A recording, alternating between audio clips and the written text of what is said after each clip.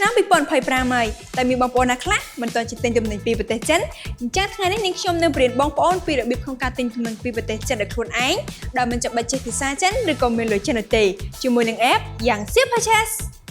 ចំពោះការទិញទំនិញពីប្រទេសចិននៅក្នុង app យ៉ាង Super Purchase បងប្អូនមិនចាំបាច់មានវីសាការឬក៏មានលុយចិននោះទេគ្រាន់តែបងប្អូនធ្វើការ top up លុយតាមរយៈកុងធនាគារក្នុងស្រុកនោះបងប្អូនអាចធ្វើការបញ្ជាទិញបានហើយដើម្បីធ្វើការបញ្ជាទិញបងប្អូនចូលទៅកាន់ app យ៉ាង Super Purchase ហើយបងប្អូនអាចធ្វើការស្វែងរកទំនិញតាមរយៈប៊ូតុងនៃការស្វែងរកឬមួយវិញទៀតបងប្អូនក៏អាចធ្វើការមើលទំនិញនៅកន្លែងប៊ូតុងដែលបានណែនាំដោយ app ហើយបន្តមកបងប្អូនអាចធ្វើការជ្រើសរើសទំនិញដែលបងប្អូនចង់ទិញនិងធ្វើការបញ្ជាទិញបានហើយបន្ទាប់ពីបងប្អូនបានធ្វើការជ្រើសទំនិញរួចហើយបងប្អូនអាចធ្វើការមើលនៅព័ត៌មានលម្អិតទៅជាមួយនឹងផលិតផលនោះនៅក្នុង app យ៉ាង Super Purchase ហើយបងប្អូនអាចធ្វើការចុចពាក្យទិញហើយអាចជ្រើសរើសបន្ថែមទៀតជាមួយនឹងពណ៌ទំហំនិងចំនួនបន្តមកទៀតបងប្អូនអាចធ្វើការចុចពាក្យទិញម្ដងទៀត